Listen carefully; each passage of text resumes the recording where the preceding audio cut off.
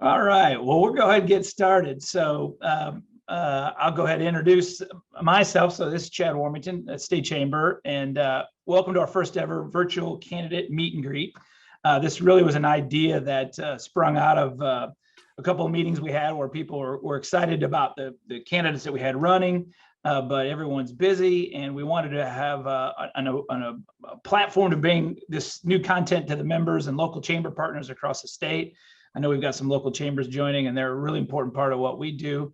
But as voters, it's really important for us to know who's leading our state and who wants to lead it. And the business community, we think, really needs to be equally engaged on having this relationship with elected officials who take the stand on issues that grow the state's economy. So today's part one of our two-part primary runoff virtual series, and we'll plan to continue this segment later this fall before the general election as well. So for our primary runoff series, we've secured all statewide candidates on the ballot on August 23rd.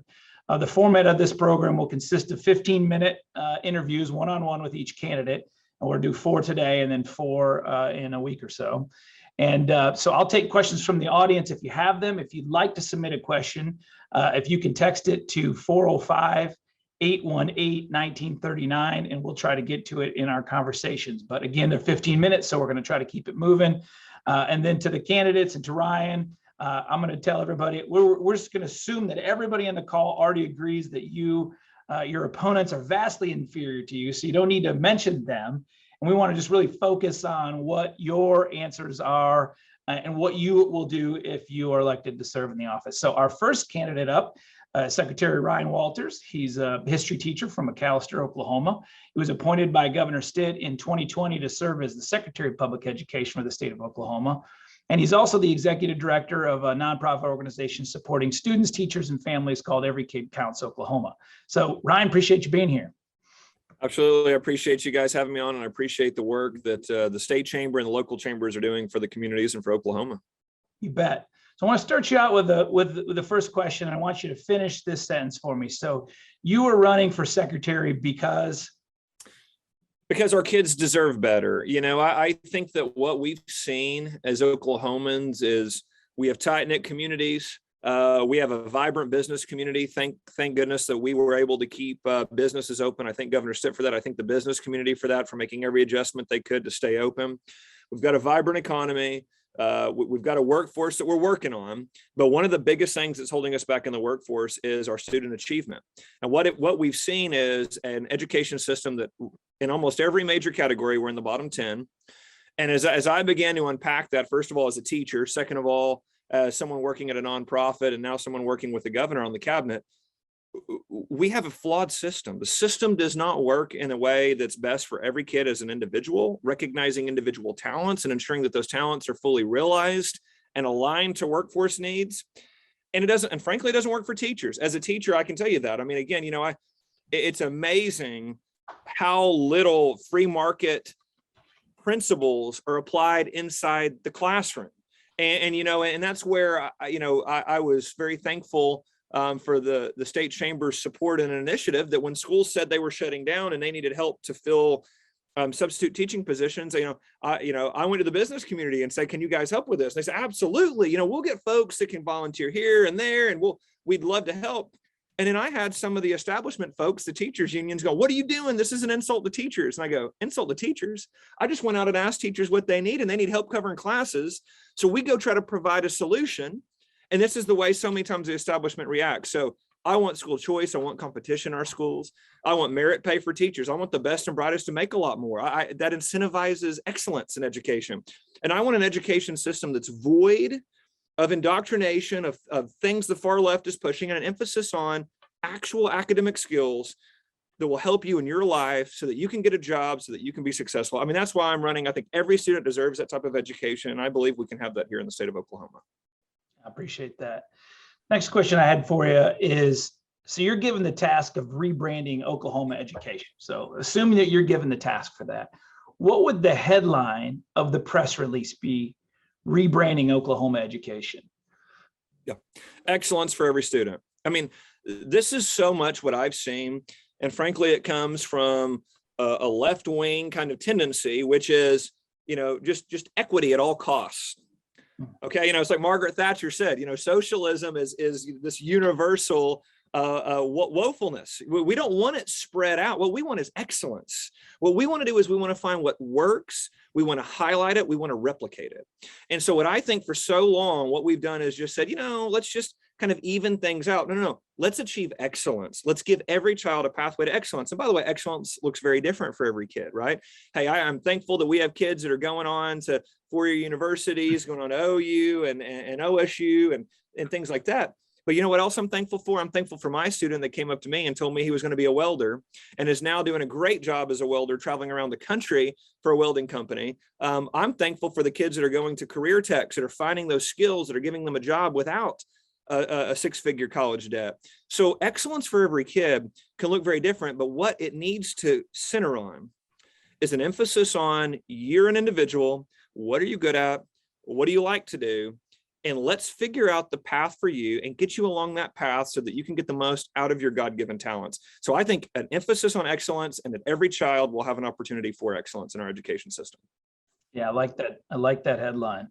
So help us understand, what role does the state superintendent play across the education and workforce systems that we should be holding this position accountable for? What should we be expecting out of this position as it relates to education and workforce? Great question. So, this is we're an interesting state. Frankly, it's frustrating in the way that this is set up. And I think the chamber has done a great job of highlighting this, but we've got a very unorganized system in which we've got a state superintendent, we have a career tech director, we have a chancellor of higher regents, and we have a secretary of education. And all of these things are kind of unbundled here where you don't really have direct accountability. And one of the things I've pushed for in my position now is, all right, let's be really specific with where responsibilities lie and who's in charge over this. The state superintendent runs the Department of Education.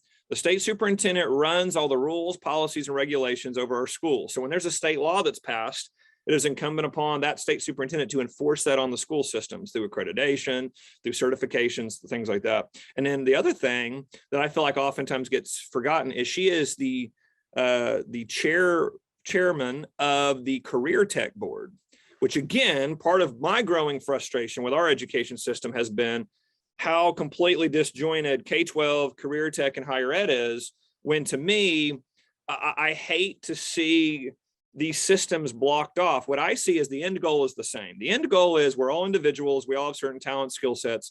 How do we get the most out of those and align them to workforce, right? So all of those systems should be really one system that's working together, and it shouldn't be competitive. Hey, if you're a child and a career tech is a better option for you than taking an AP class, go to the career tech, get that certification. Let's move you on down the line. It should not be. And I'm going to tell you guys, I went to a higher regents meeting. I was pretty frustrated about a year ago when I found out that our higher ed systems, our career tech systems, were signing articulation agreements, which are like basically a credit exchange type program with universities in Kansas.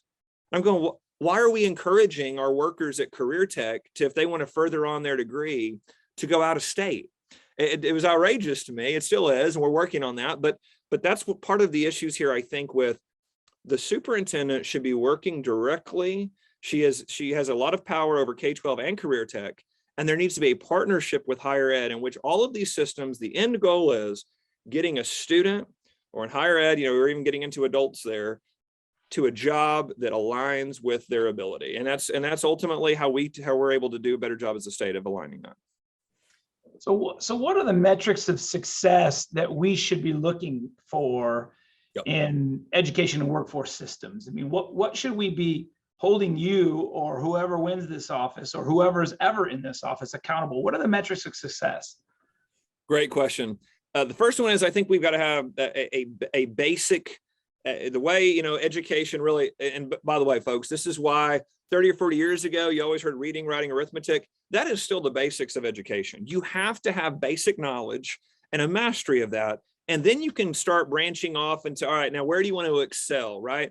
But part of our problem is we're in the bottom 10 of states in our reading proficiency in 3rd and 8th grade and math proficiency in 3rd and 8th grade. And you guys know, if you don't have a basic understanding of those core elements, you can't really advance. The ceiling is so low. So what we need to do is we need to be top 10 in those categories. So reading and writing, reading and math proficiency in 3rd and 8th grade. And then what we need to do is we need to be looking at our job job placement rate within 4 years of graduating from high school. And again, this is some statistics that we've looked at as, hey, that might mean that you just got out of college and started a career. It might mean that you just got out of high school and started a career, right? But we've got to figure out a way to quickly get folks into the workforce pipeline, because what we're starting to see, and you guys are hearing this nationally, is students go to college, they start a degree program, it doesn't work, so they either drop out or they start a new, and they're in college for 6, 7, 8 years. Debt piles up, they get out and they still don't have a job. And I've told, I always tell kids this when I talk to them, hey guys, it's one thing to go 6 figures in debt and then make $300,000 a year. Hey, that's understandable. It's another thing to go, $160,000 in debt and make $40,000 a year. Like, that's just, you've got to talk through it and think through it. And so what I see is the key statistics are math and reading for 3rd and 8th. Job placement within 4 years of graduating high school. And the last is the certification attainment. This is what we measure on the cabinet currently. And that means college or career tech or workforce certification, and continuing to grow that number so that the vast majority of Oklahomans have a certificate, a degree, something on paper to be able to show a skill set that translates into the workforce. So those are the statistics I think that we need to be holding the state superintendent accountable for. Like that. What, tell me this, what would, if elected, what do you think would be a realistic look back for you on what your first year in office would be? Well, if we're going to write the summary of your first year, what do you want that to say? What I would like to see, and there's some things that have to happen really specifically, really fast. That agency is clunky. The agency is ineffective. The agency is worried about things that have nothing to do with academics. So the emphasis has to be on growing the quality of education for every child. It has to mean that every kid has every option available to them. And I tell folks this all the time, is as a teacher, as a parent, frankly, I see this the same way, right? As I want every one of my kids, whether they're, my kids, as a parent or as a teacher, I want them all to have every opportunity to be successful. And I know that looks different for every kid. You guys, I still can't believe it. I got to go with my daughter to drop her off this morning. My youngest daughter is mad that they haven't dug into math yet. She is 5 years old in kindergarten and is like, they haven't got. My oldest, my 7-year-old, hates math. She wants nothing to do with math. But my 5-year-old's literally grilling me in the car this morning. Go, they haven't even taught me math yet. I don't even know math yet. I'm like, you're 5. It'll be all right. I promise they'll get there. But, you look at that and you say, all right, every kid's different. Every kid's unique. Are we giving every kid that opportunity to of an excellent education by giving them options? And so what you're going to see from me is you're going to see me moving. You're going to see a lot of action at the State Department of Ed. You're going to see a lot of the status quo is unacceptable. I think for 300 employees over there, I don't know what they all do. I've been very clear with that. There have been some public spats with me and Superintendent Hoffmeister on budgetary items because they don't want to answer questions, and bureaucrats hate when you ask them questions. Well, that's unacceptable to me. So you're going to see a lot of moving around there of ensuring that what's being done there actually equates to student successes, actually supports high quality instruction. And again, I'll go back to this. It frustrated me to no end as a teacher that I taught 4 AP classes and special needs classes all at the same time at a high school. And then, you have a teacher that's right down the, right at the end of the hall there that literally has the kids watch movies every day. That's how they're teaching.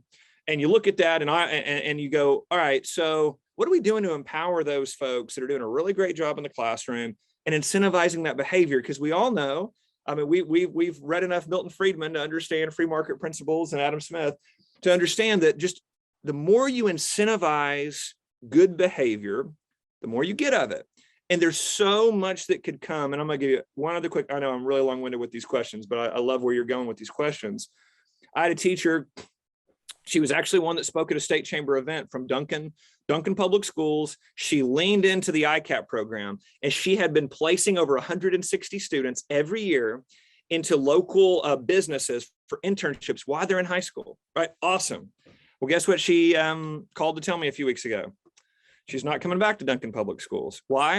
Well, the hospital wants to pay her to go, hey, you've got so many kids in these internship programs. Hey, we just want you in charge of it. We want you recruiting kids from all these other schools as well and bring them into this program. and they're going to pay her a lot better. She's a rock star teacher. She was a Teacher of the Year finalist. And, her and I had this conversation of, that's where I'd love to see districts actually use free market principles to go, hey, hold on, let me give you an offer here. What if we paid you, this amount of money, we up your salary and we make you where you're working with other teachers and mentoring them and you still get to teach. And again, we're losing high quality folks because we're not thinking using free market principles to keep the best and brightest and incentivize that behavior. So, I just think there's so much opportunity there if we start leaning into those type of ways of thinking. Yeah, I couldn't agree more. So just kind of fair warning for everybody, got about 3 more minutes with Ryan. If you have a question, I don't know that I'm going to get to it because I got another one that I really want to ask, but you can text it to 405-818-1939. Here's my question, and it's kind of, I want you to check me against what I've been saying, that a lot of people in the business community or in the ed reform community get accused of being anti-teacher. And I disagree with that so much because I want to be empowering. I want to say to a teacher, and I had a really great conversation with a superintendent and I said, listen, I want to unleash you to be innovative. What are the barriers that are keeping you from being innovative? It was a really great back and forth. It was a superintendent of a big, good school district, and I'm going to follow up with them. But my question to you, is that fair? I mean, to say, we want to unleash teachers to be innovative and entrepreneurial and to your point, think more free market. Is that a fair assessment? Is that possible? I'm going to tell you, this is what got me excited. When I began to work, I worked at a nonprofit that originally was associated with the state chamber because I listened to business leaders and I said, business leaders understand. And I love talking to several folks in the business community that said, hey, look, when I look at school, you know what I see? The first thing I do is I assess a business and what is it they're selling, right? What is it that they do? What schools do is they have great teachers that they're one-on-one, that is the product, right? It's the teachers that are able to make this learning happen. And so as a business leader, the business community goes, yeah, we want to empower our staff, our human resources here to be excellent. We want to think outside the box. And guys, and that's the funny thing about learning is we all know this, we all learn in different ways, but this whole systematized way of learning doesn't work. And the business community loves disruption. They get it. They go, hey, look, we're constantly trying to change the way we're doing things to get a better end product. That is the type of mentality and mindset that translates into education success, number one. And number two, and that's the message I've been preaching to teachers is, guys, you want that mentality. The mentality that says that school choice and competition works in schools also means if you're a great teacher, you are valued. If you're thinking outside the box and you're able to innovate and get better product from students, that is something incredibly valuable. The business community recognizes that. The business community does that. This is what y'all do every day. You do an assessment, and you figure out how to grow that end product, and whatever investment grows that end product, that's what you go all in on. And so it's a message that I continue to push back on. I think you're spot on in the way you're talking about it. And I think that's the way of thinking that will, again, attract high quality people in the profession and get more excellent results by highlighting that type of way of thinking. You nailed the timing. Couldn't have been perfect. So great way to end with, a very clear message to businesses of why this race is important. Thank you so much for being here today. Good luck in your race. And we really appreciate your efforts on behalf of Oklahoma businesses. Thank you for having me. And thank you for all that y'all do. You bet. Take care.